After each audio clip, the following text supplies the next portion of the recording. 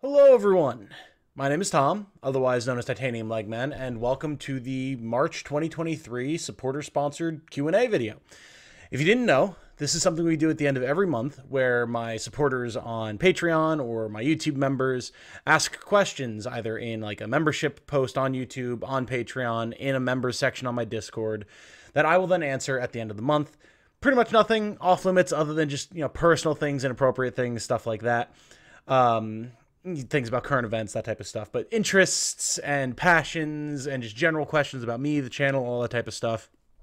They ask those questions and then I answer them in this video for all of you to see. So if you're ever interested in being able to ask questions, you can join on Patreon or in my YouTube members and help support me, and you can contribute questions to these videos every month. So if you'd be willing to do that, that'd be great. And you get thanked at the end of every video on Friday and or on streams on Saturday. You'll see that at the end of this video. So we have a nice little batch of questions here today. If you see me glancing off to the right here as well, I have my questions on my second monitor over here because it was creating an awful glare off of my glasses. So now you only have a little bit of glare from the sun outside. So yeah, if you see me glancing over here, that's why. But we have a nice little batch of 8 questions, and we're going to be starting off here with the question from Tenchi, who asks, "My question is a dumb question, probably answered already, but I kind of lost track. Why celebrate your 5K subscriber milestone when you're already at 8K? Fair question, absolutely. If you weren't aware, we did our 5K celebration live stream a little while back. I had been promising to do it for a while, just hadn't had the time. And I mean, that's just kind of what happened. The channel was accelerating so quickly with the arrival of Tactics Ogre and then Fire Emblem Engage. And I was so busy with that stuff. And then with the holidays, my birthday, Jane and I were sick for a while. I was stuck away getting car repairs done up at my family's place. I just didn't have the opportunity. It was in my mind to do. It didn't have time. So by the time I got around to it, we were already at 8K. But I'm a man of my word. So when I promise that I'm going to do something, if we reach a milestone, I'm going to do it. So it had to be done. So figured, even though it's for the 5K, it's still a special event, 24-hour live stream. It'll be a lot of fun, and it was a lot of fun. And yeah, I mean, that's pretty much it, honestly. Just a matter of timing and being a little overwhelmed with everything going on with the channel and its growth and everything, which I'm very happy for, of course, but kind of threw my schedule out of whack a little bit. So there's your answer, Tenchi. Thank you for asking. Moving on to Desperado Zod, who asks, which Elden Ring spell or incantation best fits you as a person, and the same for Jane? And that's a good question. I mean, there's a lot of spells and incantations in Elden Ring, and it's been a little bit since I played, so I have to cast my mind back.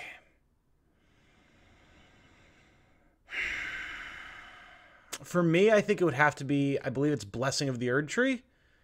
The AoE put health regen on you and everyone around you spell. If that's the one that I'm thinking of. That's the spell that I'm thinking of at the very least, the incantation. It might not be the right name, but it's that effect. And that is an effect that I really enjoy in games. I like having a support healer role a lot of times. And I like just healing magic, recovery magic in general. And I think it describes me pretty well because that's kind of the role that I take in life a little bit. I'm the person that is often there for people, intentionally or otherwise, just kind of how it shakes out. And then in terms of like my relationship with Jane, I'm the one who's at home maintaining things here while I do my channel, all that type of stuff. She works a normal job, 9 to 5-ish, when I'm doing my work on YouTube. And so I can be here and cook and clean and take care of chores and all that type of stuff, take care of other things that need to be done, and have that very support-focused role. So I think Blessing of the Erd Tree is probably a solid option. Again, if I've got the name wrong, my apologies. As for Jane, that's a good question. That is a good question. Jane hasn't played that much Elden Ring. She loves it. I should say she's played a fair bit, but she hasn't beaten the game. And so when I think of Jane with Elden Ring, I think of like Fireball, Sling Flame, whatever it's called in Elden Ring. Your normal pyromancy, create a ball of fire and huck it at something. She loves that spell. She loves that spell. She uses it all the time. Big fireball, huck it at a ball of enemies. Big fireball, huck it at someone's shield. Big fireball, huck it at a boss. She loves it. So it's simple, it's basic, but it works. And I think when it comes to Elden Ring and Jane, that's what I think of. If there was something like that would describe Jane better, that's hard. That's hard. She's very sleepy. I would say one of the... Is it St. Trina's Mist? Is that the sleep spell? I think it is. I think it is. We'll say that if we're looking for something that purely describes Jane. I think that works. Thank you for the question, Zod. Much appreciated. Light B asks, would you consider doing an occasional hobby video not directly relating to a Let's Play? Something like, check out this cool thing Jane and I did, or something along those lines. Absolutely. Absolutely. That's 100% something that I think would be fun to do. She and I have talked before about potentially doing cosplay stuff, maybe even making her own channel that we do cosplay stuff on, because we are cosplayers. I also really tossed the idea around a lot of doing cooking videos, just logistically a little bit hard to make happen with the gear that I have, but it is something I'd like to do. We've done Jane's Gunpla building streams before as well, a couple of those, which we want to get back to when we both have the time to do so. But those are always fun.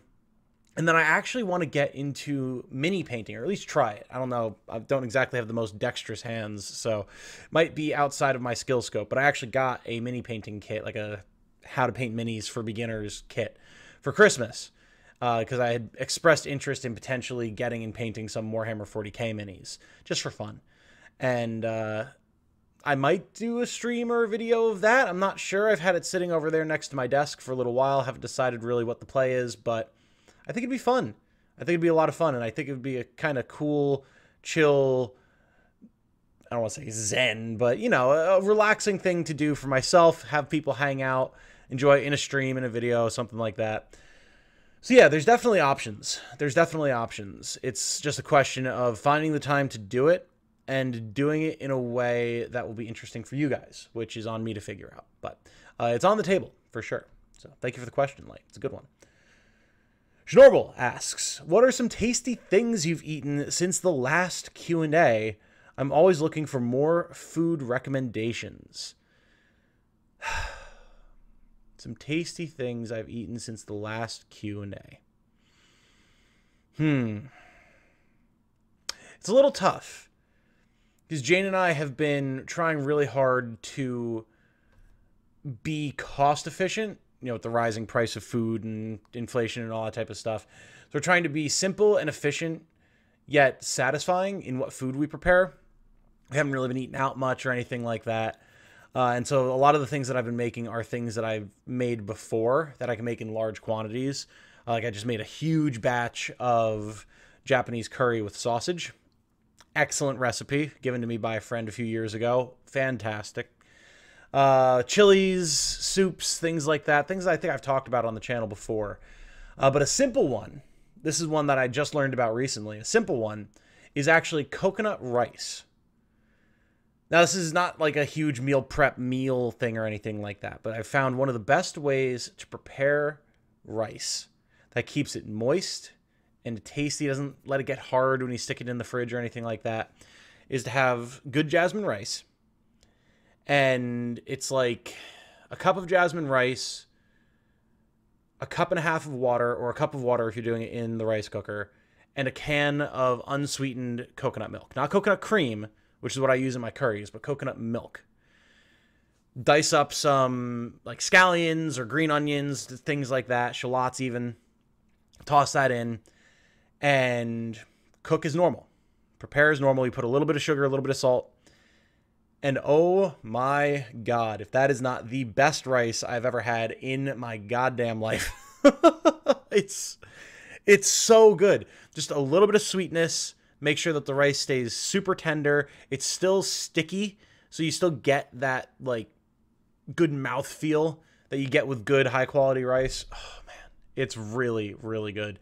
Jane and I have been obsessed with it. We've been having it just like as a starch. I've been giving her lunches the last few days have been an Italian sausage, some of our air fryer Brussels sprouts, and a bed of coconut rice. and it's phenomenal.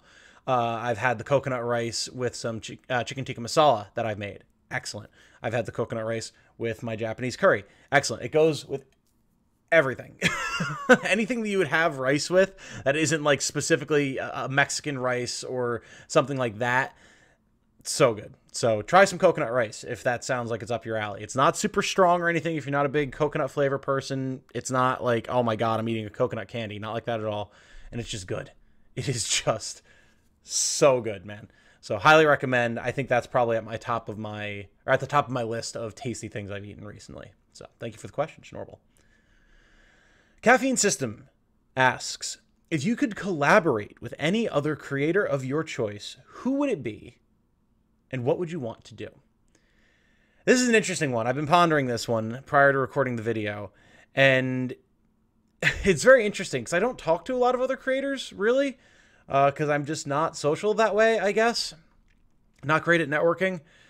And so, like, I'm going to drop a couple names here of people I think it'd be awesome to collaborate with, but they have no idea who I am. So it's a little weird, but forgive me because it's just these are names that I know.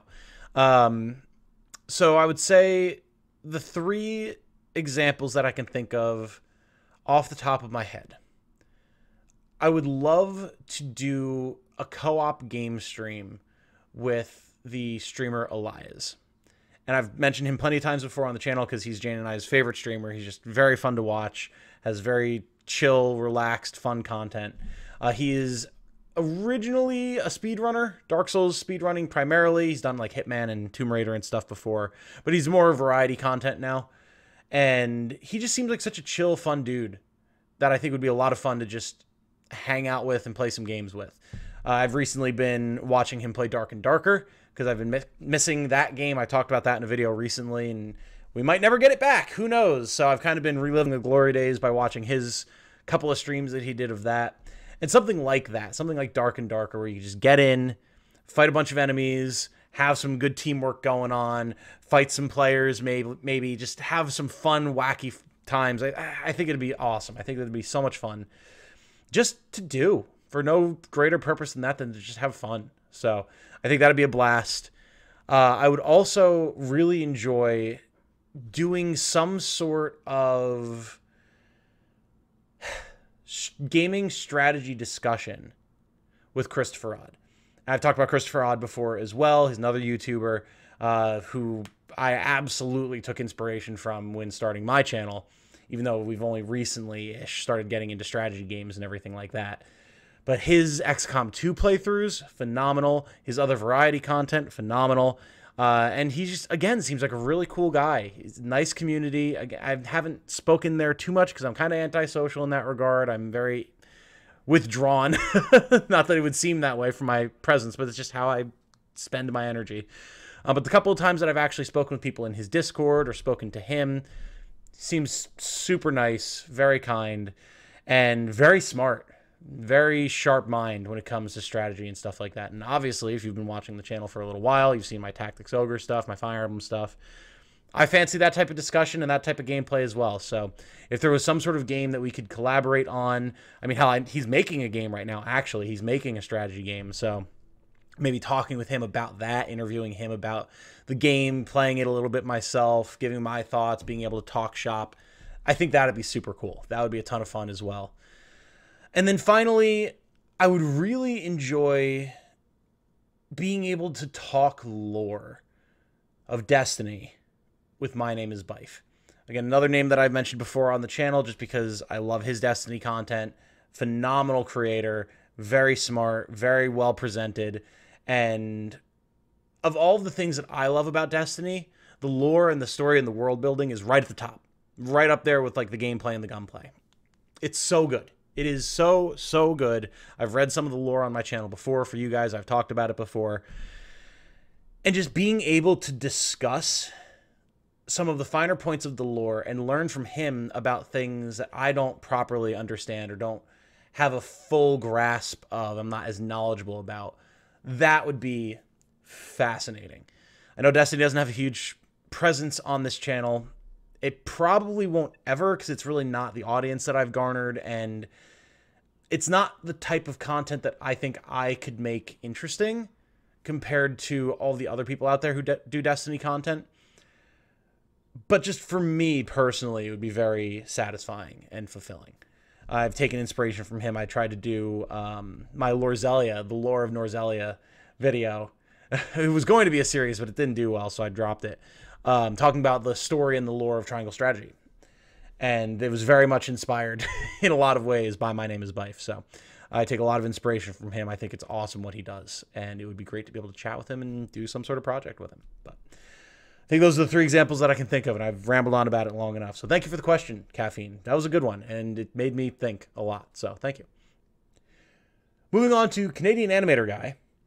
What's a bad game or movie that you still love, even if everyone else hates it? So I feel like this is a trap, right? To get me to admit that something I love is bad. And that's something I've had a lot of, not arguments, but discussions with people in the past, especially in high school, about how if you enjoy something, like if you're trying to judge something objectively, yes, there are things that are better than others. Absolutely no question. And there are objectively just bad things that get created. 100%. But if you're talking about something that you enjoy, it's hard to emphatically say that it's bad, right? And the premier example that I have with that people have always teased me for, is I love the Transformers movies.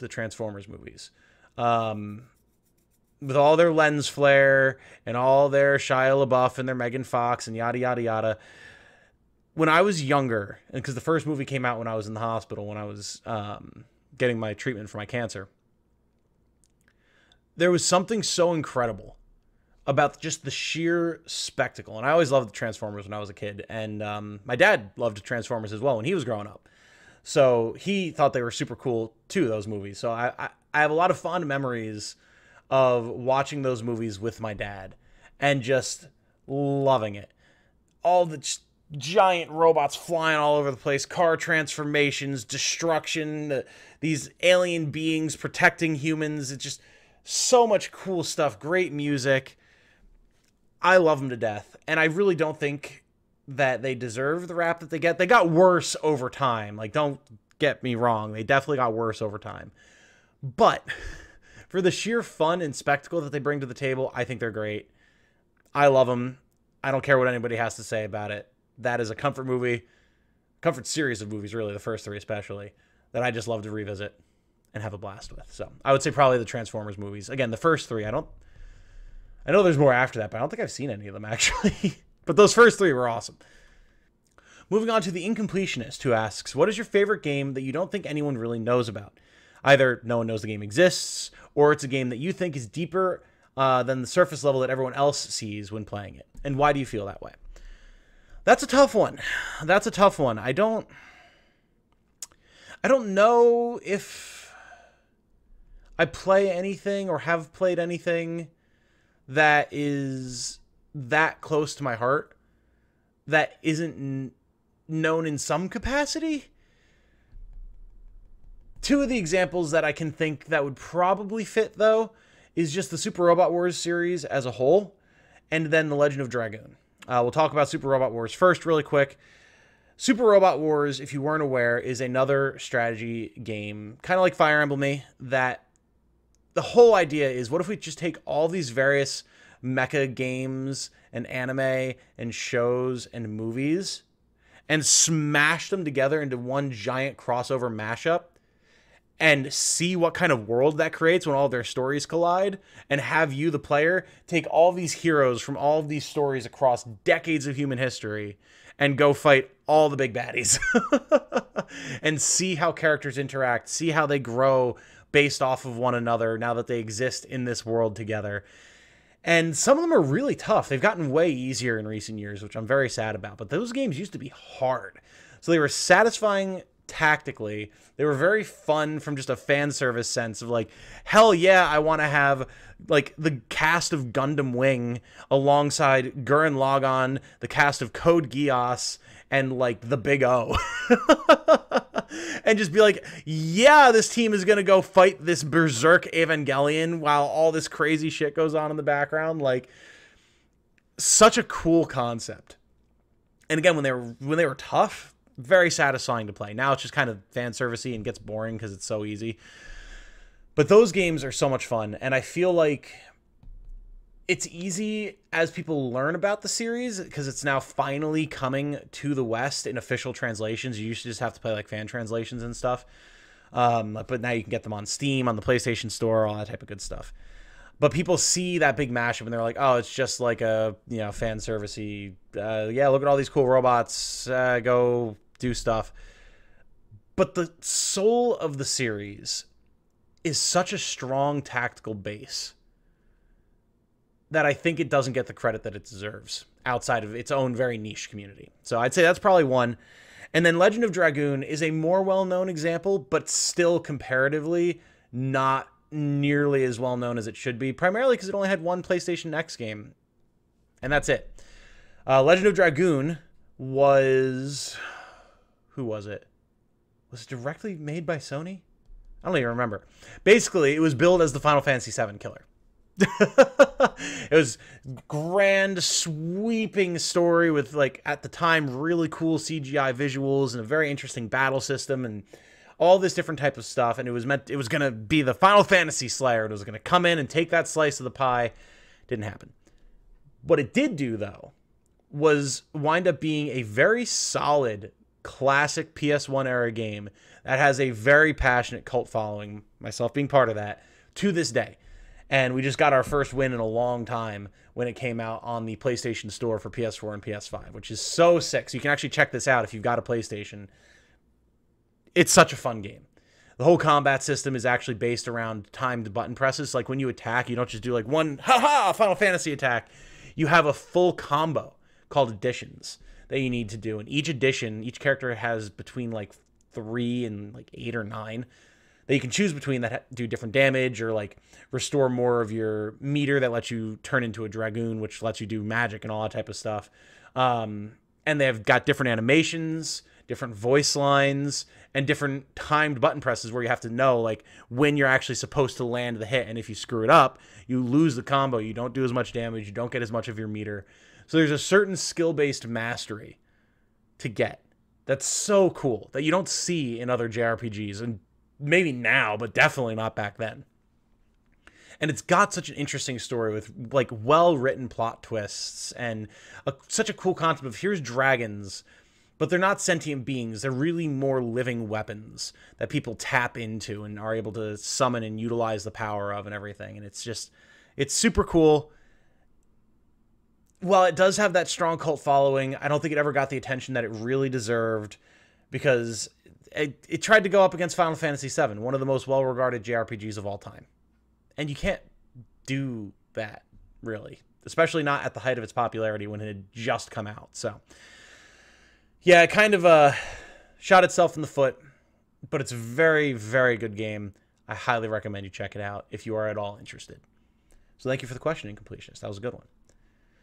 And finally, we're going to wrap up today with King Tony asking, what would you most like to see in a potential Triangle Strategy 2? Which that is a fun concept. I like that idea a lot. And God, I hope it did well enough that we actually get one. I mean, I didn't know if we would ever see an Octopath Traveler 2 and we got that, so I don't know. For Triangle Strategy 2, my initial knee-jerk reaction was that I would want to see more of a proper job and like cross-classing, reclassing system. More like what you can see in Tactics Ogre or Final Fantasy Tactics, that kind of thing. But as I thought about it, I don't actually want that. I'm happy with the customization level that you have with your units in their own skill trees. And that limitation allowed the devs to craft what I still think, of all of the various tactics games I've played, is the most tight, strategically challenging experience I have ever had. That game is hard. if you're playing on hard. Even for me, who's played a lot of strategy games. And I do think a big part of that is because the devs knew much more clearly what a player was going to come into a battle with. There's only so many different things you can do with any given character. Makes it a lot easier to avoid having super broken combos. And makes it much easier for the devs to say, here's an experience that we can design where we know there's only a couple different types of mages. We can craft the whole like elemental terrain effects system around that. There's only so many different ways you can approach combat in terms of physical combat. We can allow ourselves to have like the back attack system and different systems like that with our action point economy and all that type of stuff that I think would be a lot harder to balance in such a satisfying way if they allowed you to do reclassing and a full job system. So I don't want to see that. What I would like to see instead would be a bigger world with a more sweeping narrative.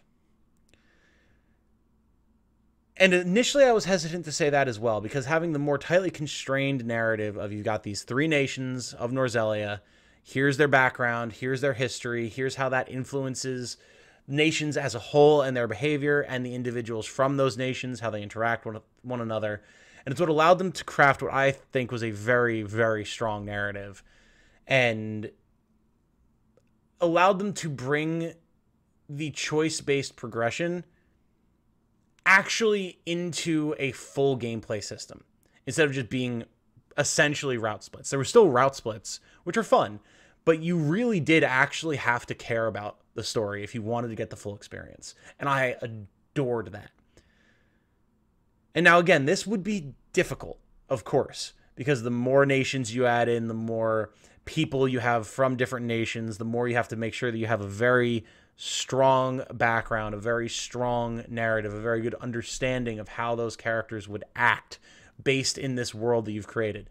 But imagine if we had 4, 5, 6, 7 nations on a much bigger world. Think the size of the map from Octopath Traveler 2.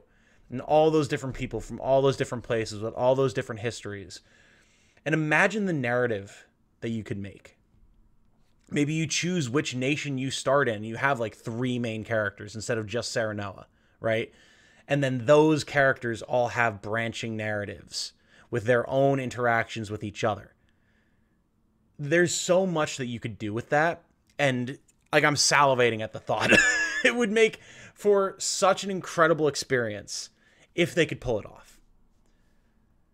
So I think the narrative as a gameplay element, I would love to see evolve into a bigger capacity for a Triangle Strategy 2. I don't know if it would be feasible to pull off, but that's what I would like to see more than anything else. And then, you know, like new characters with new classes, maybe some more throwbacks to like Final Fantasy Tactics and stuff. You see that with a lot of the bosses near the end game in Triangle Strategy. They have clear references to older Final Fantasy Tactics classes and stuff like that. So, of course, more stuff like that. But in terms of an actual evolution, narrative, moral choices, the morality system in general, keep bringing that up because that's the defining characteristic of Triangle Strategy to me. And that is the final question. Thank you, King Tony, for that. I'm always happy to see Triangle Strategy brought up. I love that game dearly, and I need to find time to play it again because it's just so much fun. But that is all of our questions for now. Thank you, everyone, for asking your questions. Thank you to all of you who've sat and watched. Feel free to comment on anything in the comments down below. And for all of my supporters, patrons, YouTube members, all that type of stuff, never be afraid to ask questions. The more questions I have, the more fun I have with these videos, and the more we all get to chat and grow as a community. So I'm going to run the list of supporters now. You're actually probably already seeing it. You've seen enough of my mug. Thank you to all of you for all of your continued support. If you aren't a member, you aren't a patron, and you would like to support, $5 a month on YouTube. There's various tiers from 3 to 100 on Patreon with various different tiers of rewards that you get. If you want to show me some support as someone who's doing YouTube as his full-time career, that'd be great. That said, though, I'm going to wrap this one up here, guys. Thank you all so much for watching. Have a good night. Stay safe and healthy out there. And remember, be good to each other. Bye now.